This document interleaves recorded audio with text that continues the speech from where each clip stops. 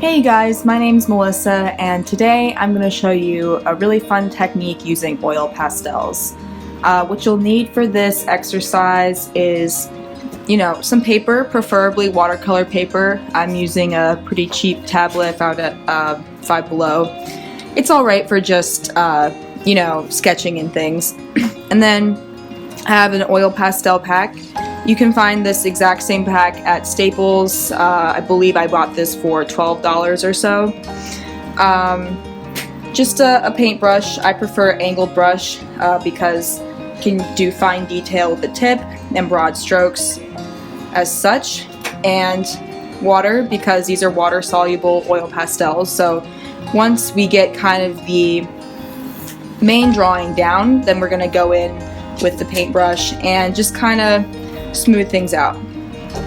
Alright, and I also have, you can see this book of facial expressions, and I'm going to be working from one of these images to show you how to draw with the oil pastels using this technique. Now, what I'm going to be showing you is a little bit of an abstract technique. I actually learned this in high school, but basically, and actually, a colored photograph would actually be better for this exercise, but I'm just going to be looking at the lights and darks of one of these images, and that's where I'm going to start. And basically, whatever color you see, that's what you put in the drawing. So don't even think about what is the exact color. Think about first if it's light or dark, and then if it's warm or cool. And then you can select a color based off of that. And it can be very loosely based. It does not have to be the exact color, like I said. So that's kind of the technique I'm going with here. Just select light to dark, warm to cool, and then you can kind of pick whatever color you want. And as long as you, kind of follow where the shadows and, light spots in the image are, then you should be able to come up with a pretty cohesive image, even if it's not, exactly, realistic to whatever the photo looks like. So I'm just going to get started here. I've done rambling. I've selected an image. I don't think you guys can see the way that this camera is tilted, but I can show you an image in comparison to the final drawing so you'll see what it looks like. And I'm going to start with a relatively light color, maybe not quite as bright as yellow, but I might go for this orange color here. And again, I am working from a black and white book, so it's going to be a little bit more difficult for me to find those colors, but it's really cool because it has all these facial expressions, and personally I think, facial expressions, portraits are really interesting. So I just do general sketching techniques for this. This is not a video on how to sketch, so you might want to seek other resources for that. I'm just kind of getting a general outline of the face here, and once I have a satisfactory outline,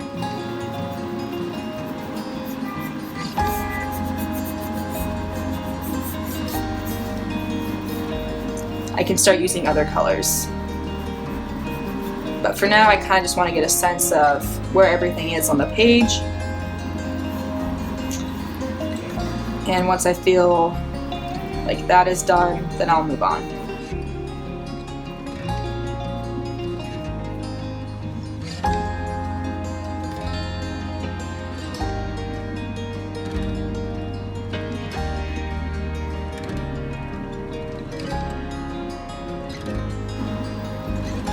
Also, this is a very, very loose sketch. I'm not really trying to be really accurate here. because that's not the point of this video.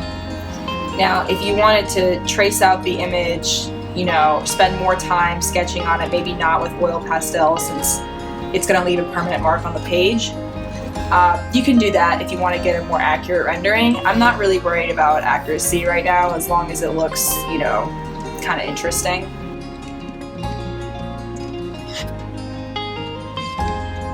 And I should also mention that I'm not that formally trained. So, like I said, if you want to watch a video about how to sketch, you might want to, you know, listen to someone who has formal training. I'm mostly a self-taught artist, so some of my techniques might be harder to imitate.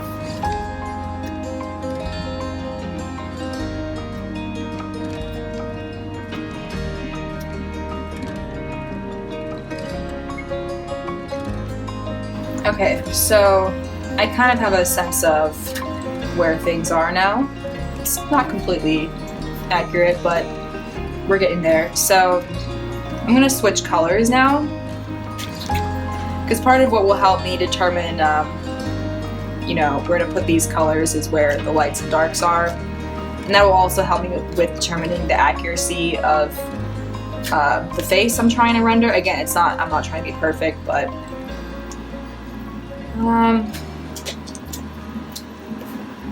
let's see.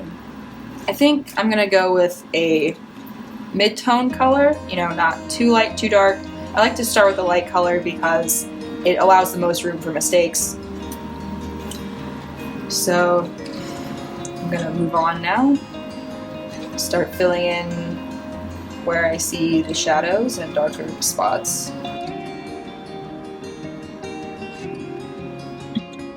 With the oil pastel, it really allows you a lot of freedom with mark making, I think, even though it's permanent.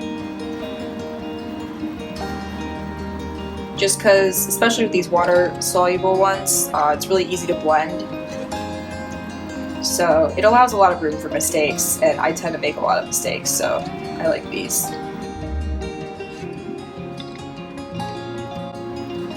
One thing to be aware of is how to build value.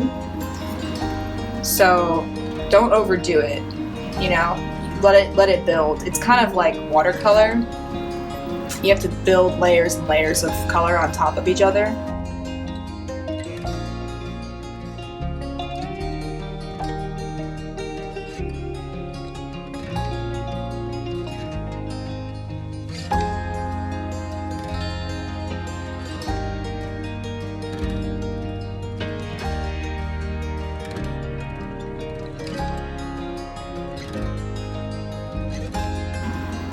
You don't want to be putting too much pressure on right now. You can see I did more pressure up here with the hair because the hair is pretty dark, but anywhere that's still up for debate, you know, that's going to need more colors, building more value, you want to keep it light, you know, just to allow for mistakes.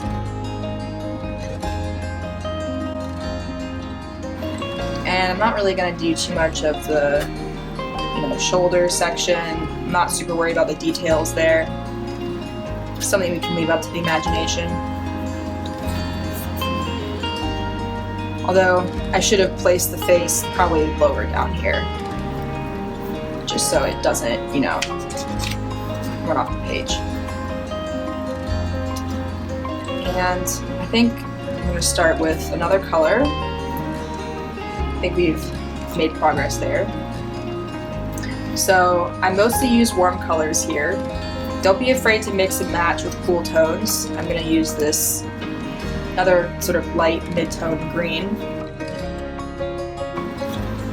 Really just feel as much freedom as you want to use whatever color you want, regardless of the colors you see. As long as it fits the light to dark ratio, it's in the right spot on the page.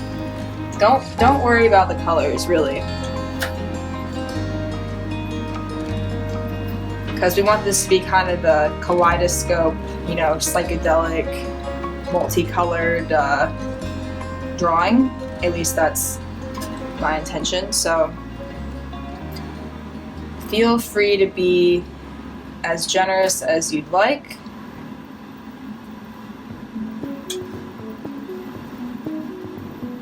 I'm not really trying to follow any rules here.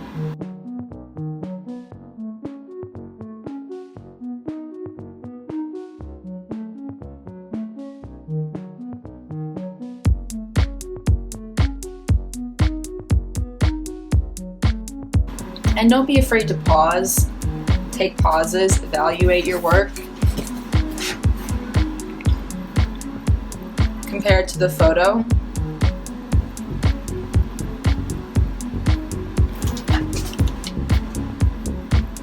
I'm kind of speeding along faster than I normally would be when I'm drawing like this.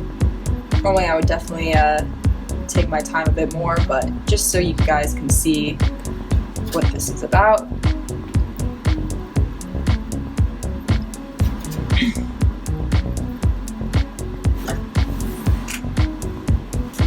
Okay, gonna start a new color. Maybe pick a darker color now. Just kind of get a stronger idea of where the lights and darks are. Should have a pretty good idea by now, but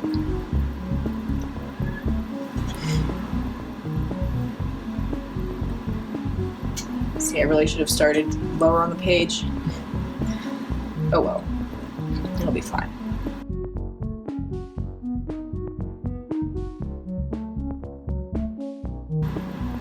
Should start to see the shape of your image.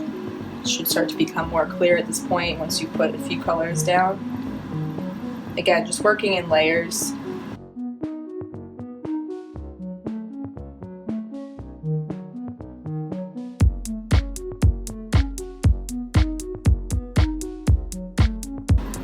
It's a little easier for me to see it like this.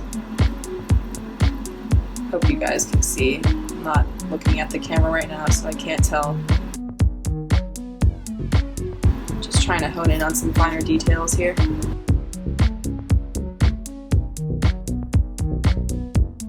And again, don't worry if this drawing is not completely accurate, because honestly, like, it's supposed to look a little more abstract anyway.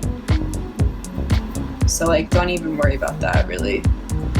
Just as long as it looks believable, looks like a person, things look like they are where they should be. I'm not too worried about that. Okay, I'm gonna start using some cooler colors now, sort of balance out the red. I think I might go for this one.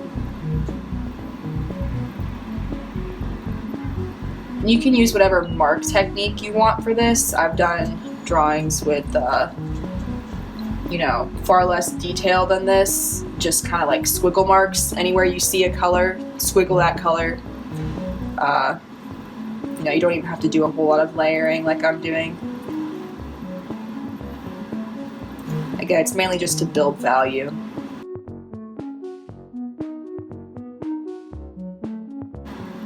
Now, because I'm working from a black and white photo, I can't really see the warm and cool colors, so I'm kind of just doing whatever I want.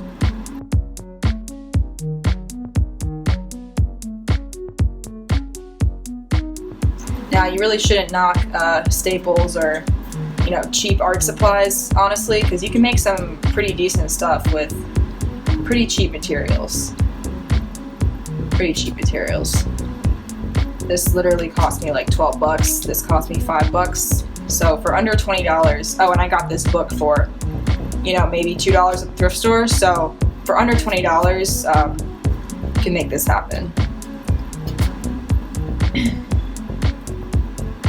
And don't forget to check out One for All, because they have great resources. Also books and stuff like that you can use as reference material. And of course, there's plenty of stuff online. You guys know.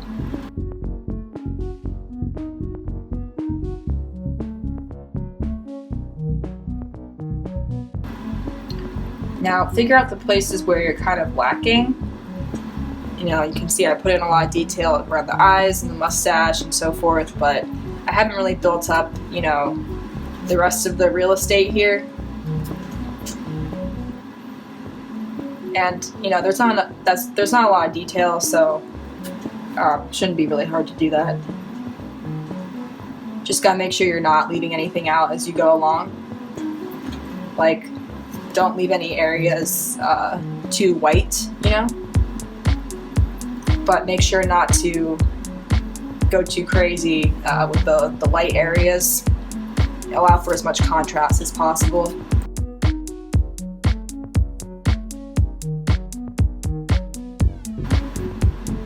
Like, I haven't really done the mouth here. And smiling, so it's gonna be a little difficult. These are not really designed for detail work, so it's gonna be a little impressionistic, but that's why this technique works pretty well, because it doesn't have to be super accurate. And always remember to continuously look at the photograph you're working from.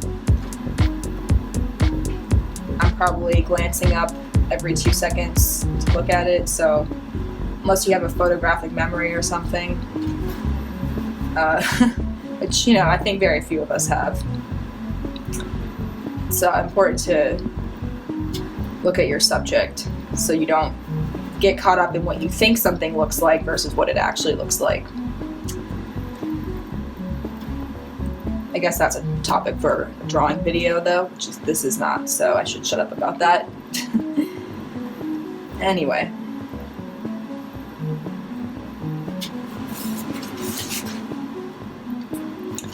So I think this could use some more light tones. I also have a skin tone color here, so I might start to work with that.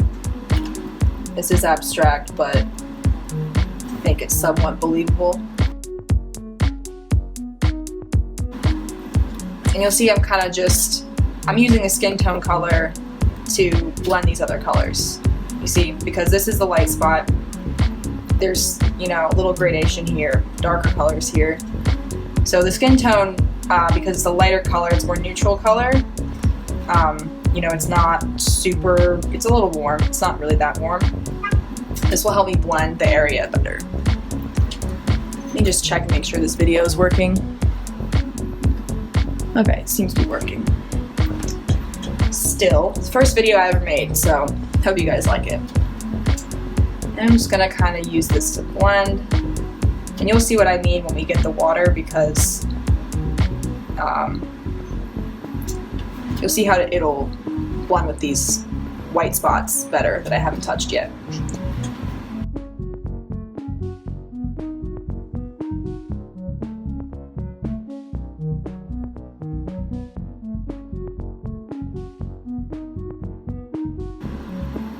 And I think I'm gonna throw in some pink, because why not? Why not? Give this guy a little lipstick.